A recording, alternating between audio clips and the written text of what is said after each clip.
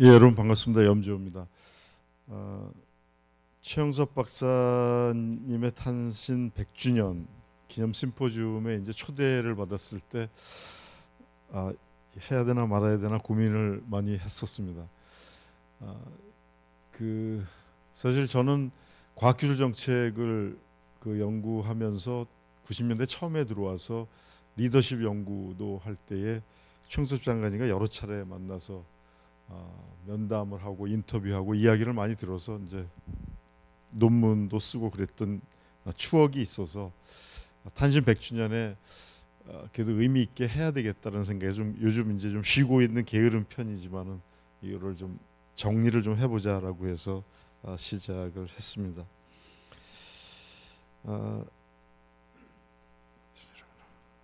예. 조금 전에 문만영 교수님도 이야기하셨고 다 하셨습니다만은 사실 최영섭 박사님, 최영섭 장관님은 한국 과학기술의 초창기 태동기에 어떤 설계자, 모든 것을 다 만드신 분이 아닌가. 뭐 이런 것은 뭐 누구나 다 동의할 거라고 생각합니다. 특히 박정희 대통령과 함께 과학기술 입국을 해야 되겠다는 생각을 같이 하셨던 것 같고요. 그래서 키스트뿐만 아니라 과기처, 나중에 카이스트를 해서 인재 육성도 해야 되겠다라고 생각을 하셨고, 박정희 대통령도 저도 그런 이야기를 많이 합니다만 군 출신임에도 불구하고 처음으로 석사 카이스트의 그 대학원 학생들한테는 군을 면제시켜주는 그런 획기적인 그런 어떤 과감한 역할들을 하셨던 것이 좀 약간 특이한 일들이 아닌가 이렇게 생각을 합니다. 과학재단도 만드셨고 과총의 이제 회장도 하셨고요. 사실 나중에 오원철 수석에 의해서 대덕이 연구단지로 바뀌었지만 원래는 스쿠바 모델을 해갖고 연구학원 도시로 하려고 했었는데 너무 비용이 많이 든다라고 해서 오원철 수석이 단지로 축소를 한 것이 좀 어떤 면이 좀 안타까운 면이 없지 않아 있습니다. 사실 스쿠바의 규모하고 스쿠바 한 200개의 연구소들이 있는데 대덕 단지하고 보면은 조금 더 발전할 수 있는 가능성이 있지 않았나 생각합니다. 그 외에도 과학기술진흥법, 기술개발촉진법, 기술영역 육성법 다양한 법들을 다 만드셨고요. 키스트를 모체로 해서 전자기술연구소, 기계금속연구소, 화학연구소, 표준연구소 그 이야기를 드릴 수 없을 정도의 스핀오프를 해서 기관들을 이렇게 만드신 분입니다. 여기에 대한 이제 평가가 글쎄 문 교수님도 참여하셨던 과학대통령 박정희 신화를 넘어라는 것과 저희가 고려대학교 행정학과에서 90년대의 전환시대 행정가라는 책하고 약간 대비되는 겁니다. 이건 뭐 사회과학에서 연구할 때도 마찬가지인데 리더가 더 중요한 거냐 아니면은 그 바탕 여러 가지 시스템이나 아니면 환경이 더 중요한 거냐 하는 그런 두 가지의 논의인데 저희는 그때 뭐 저도 주도적으로 이야기를 했습니다만 우리나라가 영웅을 안 만드는 나라이기 때문에 일본만 하더라도 아주 작은 일을 하더라도 영웅을 만들어서 그것을 갖고 어떤 귀감을 잡는데 우리는 끌어내리는데 굉장히 익숙한 나라이기 때문에 행정가 중에서 정치가는 빼고 행정가 중에서 어떤 리더십을 우리가 본받아야 될 것인가 할 때에 제가 과학기술 쪽에서 최영섭 장관을 맡아가지고 논문을 썼습니다. 이제 그 이야기들을 조금 이따가 이제 정리된 것들을 말씀드리려고 하고요.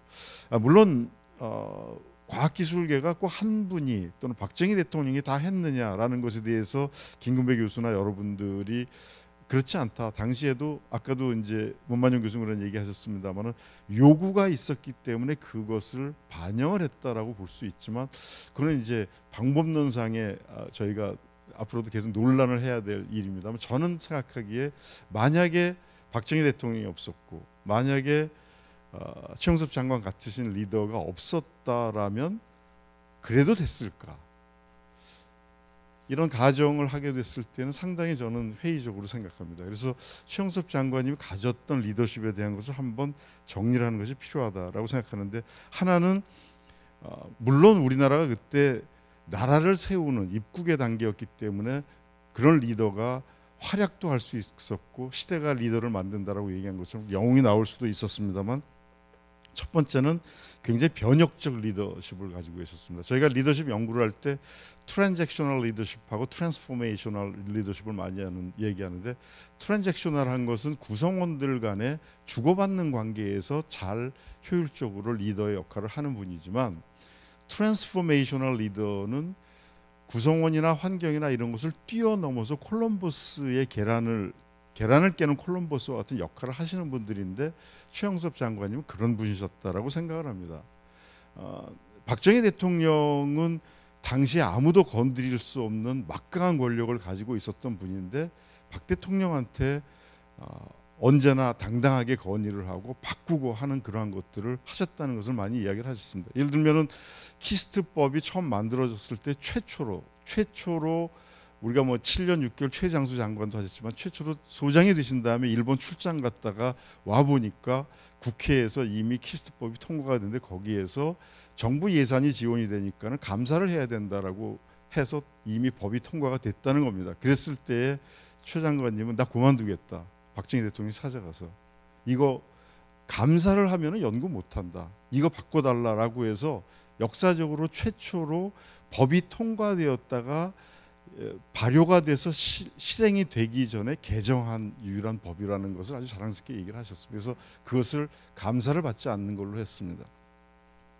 굉장히 비저너리 리더십을 가지셨는데, 지금 무슨 말이냐 하면, 키스트와 같은 이런 연구자를 중심으로 해서 미국에서 사람들을 데려다가, 우리 뛰어난 사람들이 있어요, 이걸 가지고서 하게 되면 우리나라가 과학기술이나 산업에 있어서 아주 뛰어난 그 결과를 볼 수 있다라는 그런 미래를, 확신을 가지고 있었던 분이었고, 박정희 대통령하고 그것이 의기통합했다라고 생각합니다. 그래서 처음에 아까도 그런 얘기가 나왔습니다만, 이것은 그냥 단순한 출연연구소가 아니고 재단으로 해갖고 초대 이사장을 박정희 대통령한테 사비를 내갖고 이사장을 맡아달라고 할 정도의, 그 정도의 비전을 가지고서 했던 리더가 지금 있을까?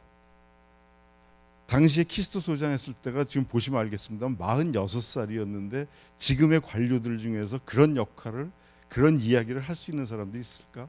지금 장관 중에서 그런 말을 할 수 있는 사람이 있을까? 일개 소장이었는데 나 못하겠습니다라고 얘기할 수 있는 사람이 있을까? 그런 면에서는 우리가 최영섭 장관님의 리더십에 대해서는 굉장히 높이 평가를 할 필요가 있다고 생각합니다. 세 번째로 구성적 리더십이라는 것은 어떤 의미냐 하면, 리더십에 있어서 그냥 자기만 열심히 하는 분들도 계시지만, 이분은 에코시스템을 만들기 위해서 굉장히 노력하셨습니다. 앞에서 제가 이야기를 드렸던 것처럼 카이스트라든가 과학재단이라든가 연구학원 도시라든가 각종 법이라든가 또는 다른 그 스핀오프된 연구소들을 다 만들면서 이게 조화를 이루어서 한국 과학기술의 발전을 이끌어갈 수 있도록 컨스트럭티브하게 끊임없이 노력을 하셨던 분이라는 겁니다. 네 번째는 자율적 리더십인데, 연구자들에게 지금도 저희가 그것을 제가 과학재단 이사도 하고 그다음에 연구재단에서도 이제 자문하면서 그런 얘기를 많이 하는데, 아직도 지금 같은 시대에 이미 프로페서들이 다 프로페서 카드, 크레딧 카드를 쓰고 있는데도 영수증을 풀로 붙이는 일을 하는 거가 이게 맞는 거냐? 물론 안 된다고 막 나서서 과기부 장관님들이 그걸 없애려고 하지만, 아직도 대학이나 연구소들에서는 그런 일들을 하고 있습니다. 이제 그런 면에서 보면은 최영섭 장관님이 얘기하신 거는 항상 어떤 거냐면, 결과가 중요하다. 떡을 사 먹던 연구비를 가지고서 막걸리 사 먹던 나는 신경 안 쓰겠다. 결과를 가지고 와라. 연구원들을 앞장서서 도와주면서 내가 모든 책임을 지겠다라고 하면서 연구자에게 자율성을 준 그런 리더가 사실은 쉽지 않습니다. 지금 말씀드린 것처럼 결과지향적 리더십도 결과를 중시했지, 하나하나의 그 행정 관리적인 그러한 감사를 하고 관리를 하고 그런 시스템을 별로 좋아하지 않으셨다는 겁니다. 오히려 지금은 한 40년 정도 50년이 지난 지금 현재 돌이켜보면 요즘 훨씬 더 관료제화돼 있고 관리화돼 있고 하는 이런 연구 시스템을 볼 때 참 안타깝다는 느낌을 많이 갖습니다. 국제적 리더십은 어느 정도 한국이 이러한 것들을 키스트를 통해서 발현이 되고 나서는 이거를 우리나라만이 아니라 다른 나라에도 확산을 시켜야 되겠다라고 해서 개발도상 국가들이 적극적으로 전파를 하셨다는 것은 굉장한 비전을 가지고 계신 분이고, 이것은 단순하게 내가 한국의 과학자로서가 아니라 과학기술자로서 인류 문명에 어떻게 공헌을 해야 될 것인가, 특히 산업화에 어떻게 공헌을 해야 될 것인가 하는 것에 대해서 많은 생각을 갖고 계셨다는 분이라고 생각합니다. 제가 그 제 논문에서 정리를 한 것 중에 몇 가지를 이렇게 다시 한번 이렇게 보게 되면, 첫 번째 장기 비전을 가져갖고 되시자마자 5개년 계획도 만드셨고요. 그러니까 어떻게 발전해야 되는가 하는 것을 종합적으로 큰 구상을 갖고 계셨다는 거고요. 두 번째는 고객 중심의 행정인데, 이 고객이 누구냐 하면 바로 두 가지인데, 하나는 키스트와 같은 곳에서는 연구자들을 중심으로 모든 것을 하려고 했고, 또 다른 하나는 우리가 산업화를 하는데 외국의 선진 과학기술을 과학기술자들이 가지고 와서 어떻게 기업의 산업화를 할 수 있는가 하는 그런 측면에서, 아까 산업정책 얘기도 나왔습니다마는 그런 것에 굉장히 강조를 많이 두셨다라는 것입니다. 그러니까 수요를 어떻게 창출해낼 수 있을까 하는 것에 굉장히 관심을 가졌고요. 그다음에 정치적 역량이 뛰어났다는 것은 아까 말씀드렸던 것처럼 대통령하고 맞서서 이야기를 할 정도로 그 정도의 정치적 역량이 있고요. 필요하면은 장관들을 일일이 찾아다니면서 설득을 했고, 예를 들면은 카이스트나 아니면은 뭐 그 과학재단 맨 처음에 만들 때에도 교육부에서 만드세요. 그다음 문교부 있죠. 문교부에서 만드세요. 괜히 우리 쪽에서 만든다고, 과기처에서 만든다고 그러면 니네 조직 늘리려는 거 아니냐. 그게 아니라 그러면은 연구재단은 그럼 그쪽에서 만드세요라고 양보를 했다가 나중에 돌아오게 된 그러한 일화들도 많이 있습니다. 굉장한 원칙주의자셨고요. 만약에 이 원칙을, 내 원칙을 지키는데 여기에 대해서 잘못됐다라고 하면 나는 그만두겠다라고 할 정도 굉장히 강한 소신을 가지셨던 분이셨고요. 그렇기 때문에 정책이 일관성이 있어서 여러 차례 나왔지만은 7년 반 동안 과기처 장관을 하시면서 우리나라의 과학기술계의 태동기에 토대를 마련하셨다라고 생각을 합니다. 미래에 대한 얘기를 해달라고 해서 제가 한 5분 10분 정도 간단하게 이걸 정리를 좀 하겠습니다만, 그럼 최 장관님이 지금 사셨다면, 뭐 저하고도 여러 차례 이제 벌써 그거는 뭐 20년 전 얘기입니다만 많이 이야기를 나누셨는데, 그럼 이제 어떻게 해야 되지? 지금도 최영섭 장관님의 리더십은 배워야 되겠지만, 최영섭 장관님이 하셨던 행정 정책을 그대로 지속하는 것이 맞는 건가 아닌 건가, 이것에 대한 고민은 아마 우리에게 주어진 숙제일 것 같고, 아마 여기 계신 많은 분들이 과학기술계 리더로서 리더십 어떻게 발휘할 건가 하는 것에 대한 고민이라고 생각합니다. 안타깝게도 이러한 태동기 때의 리더들의 역할이 있었기 때문에 우리나라가 전 세계에서 GDP 대비 1위, 아까 이스라엘하고 왔다 갔다 하는 1위의 예산을 가지고 있고요. 또 영국을 넘어서서 지금 이제 총량도 총액도 전 세계 5위 정도의 예산을, R&D 예산을 가지고 있습니다. 제가 그 뭐 과학위원회, 국가과학기술위원회에 위원하면서도 그런 것을 많이 얘기했습니다만, 예산 배분을 할 때에 과연 그러면 이게 제대로 잘 쓰여지고 있는가? 국회의원들은 맨날 그래서 비판을 합니다. 예산이 제대로 안 쓰여지고 있다. 세금이 어떻게 이렇게 많이 나가는데도 제대로 쓰고 있느냐? 포크배럴은 뭐 돼지 여물통이라는 건데, 그저 가져가려고 하는 예산들, 각 부처나 각 기관들이 어떻게 하면 예산을 많이 확보할 것인가 하는 것에 중심을 갖고 있지, 과기부라든가 아니면은 과학기술 리더들이 앞으로 우리나라의 10년 뒤, 20년 뒤에 지금 현재의 과학기술의 에코시스템을 봤을 때 무엇이 가장 중요하다라는 것에 대한 고민을 전혀 하지 않고 아직도 갖고 있다는 것입니다. 그렇기 때문에 제가 그 밑에 전통적 분절적 연구개발이라는 이야기를 썼는데, 정말 죄송한 얘기지만 그 10년 전에 국가과학기술위원회 위원할 때 예산 배분을 그때는 그 과학기술위원회에서 하게 돼 있는데, 올라오는 것을 보면 예를 들어서 좀 미안한 얘기입니다. 농수산식품부가 한 6천억의 R&D 예산을 쓰고 있습니다.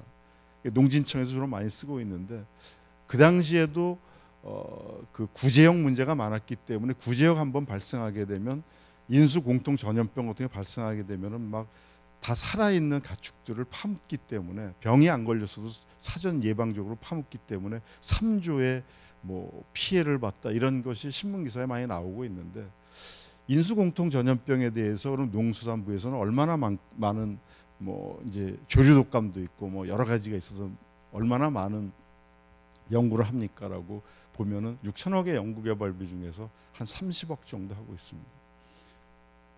그런데 더 놀랄 만한 거는 아직도 벽시 개량에도 30억의 예산을 쓰고 있습니다. 그러면은 이 전통적으로 계속 하고 있던 데만 하고 있고, 또 그다음에 각자 자기 부처별, 자기 기관별로만 이렇게 해서 예산은 커졌지만, 과연 이게 국가에 대해서 최영섭 장관이 생각하셨던 것처럼 미래 비전을 가지고서 무엇이 중요한 것에 대한 고민을 하고 있는가 하는 것에 대해서는 그렇지 않다라고 생각합니다. 아마 극복돼야 될 과제라고 생각하고요. 또 하나는 관료화된 R&D 운영. 그러다 보니까 매번 국회에서 국정감사에서 비난을 받게 되면 부처에서는 계속 관리 감독을 더 강화하게 됩니다. 옛날에 서울대학교가 조선일보에서 커다랗게 연구비 부정 행위에 대해서 나왔는데 어느 정도였냐 하면은 3천만 원 정도의 연구비 영수증이 교수들이 뭐 스카프를 샀다든가 뭐 이렇게 잘못된 영수증이 들어가 있었고, 그걸 갖고 그 감사에서 큰 문제가 됐습니다. 하지만 그 당시에 서울대 연구비가 3천억 정도였는데 지금은 뭐 훨씬 더 커졌습니다만, 3천억에 3천만 원 정도의 영수증이라고 하면 0.001%인데 그런 것도 인정을 못하고 하다 보니까 계속 그 다음부터 영수증만 검사하는 직원들을 한 15명 뽑아가지고 맨날 영수증만 보고 있는데, 이런 식으로 관료제화된 R&D 운영은 상당히 문제가 있다고 생각합니다. 또 하나는 단기적이고 정권이 바뀔 때만 바뀌고 또 산업지향적인 연구개발을 하다 보니까 자꾸만 대기업들이 이제는 스스로 알아서 할 수 있는 여건이 됐는데도 대기업들이 들어와서 연구를 하는데 지원을 한다든가, 이게 얼마나 경제성이 있느냐를 가지고서 하다 보니까 어떤 문제가 발생하냐 하면, 노벨상 얘기를 하는데 노벨상을 잘하기 위해서 제가 그런 제안을 했었습니다만, 서울대 자연대나 고려대학교 이과대학 같이 순수 자연과학을 하는 학생들은 한 학년에 200명밖에 지금 안 들어옵니다. 수학과 뭐 물리학과 화학과 이런 데가요. 4년을 통틀어서 1000명이 안 됩니다. 이 학생들한테 1년에 1000만 원씩을 지원을 해준다라고 하더라도 그 한 대학에 1000명에 1000만 원이면은 얼마가 되냐면 100억 정도 됩니다. 10개 대학을 이렇게 지원을 해준다고 하더라도 1000억 정도면 충분히 지원을 하는데, 우리가 IBS에 돈을 쓰는 거라든가 이미 다 돼 있는 것에 대해서 기초과학이라고 돈을 대주는 것과 정말 기초과학을 할 아이들을 토대를 마련해 주는 것과 어느 게 더 중요한 건가를 고민을 해봐야 되는데, 전혀 그러지 않고 우리가 뭐 20조 예산을 쓰면서도 대학의 기초과학 연구에 대한 전혀 지원을 하지 않습니다. 그러다 보니까 과학기술계가 정치화가 돼서 대형 프로젝트, 메가 프로젝트만 따려고 하고 선거 때만 되면 과학기술계가 참 안타깝게도 정치인들을 뒤를 줄을 서기 시작하는 것은 이제는 좀 지양해야 되지 않을까 생각합니다. 시간이 없어서 마지막 정리하겠습니다. 과학기술 패러다임이 이제는 옛날에 테크놀로지 푸시로 갔던 것이 디맨드 풀로 바뀌었고요. 경제적 효용보다는 사회적 효용, 그다음에 기술이 개발이 돼서 거기서 낙수 효과를 갖는 것보다 이제 흡수 효과, 그다음에 R&D도 분절적인 게 아니고 종합적. 요즘은 기계공학과 선생님들이 한 30%가 의학 연구를 하고 계시거든요. 그다음에 이익을 거기서 독점적으로 받는 것이 아니라 이걸 공유해야 되고, 돈을 나눠주는 지원 정책이 아니라 환경을 조성하는 에코시스템을 만들어줘야 되는 걸로 사실은 과학기술 정책이 바꿔야 된다라고 생각을 하고요. 그렇기 때문에 우리나라의 또 하나 과학기술의 미래를 위해서는 어게인 NIS, 지금까지 가졌던 NIS, 내셔널 이노베이션 시스템보다는 전혀 다른 형태의 최영섭 장관께서 50년 전, 60년 전에 꿈꿨던 또 다른 시도가 이제는 변혁적인 리더가 나와서 해야 된다고 생각을 하고 있고, 사회 문제 해결을 위한 과학기술의 개발도 고민을 해야 되고요. 모든 정책에 사이언스 앤 테크놀로지가 임베디드되어 있는 정책이 들어가야 되고, 장기 비전과 기초 육성에 대해서 우리가 고민하지 않으면 이제 50년 뒤에 또 다른 최영섭을 이야기할 그런 대상이 하나도 없을지도 모릅니다. 최영섭 장관은 시대가 만든 영웅이라고 생각하기보다는 우리가 이제 또 다른 영웅이 나와서 우리나라 과학기술계를 바꾸고 우리나라의 미래를 바꾸는 그런 계기가 됐으면 좋겠다는 것이 탄신 100주년을 기념해서 드리는 말씀입니다. 고맙습니다. 네, 감사합니다.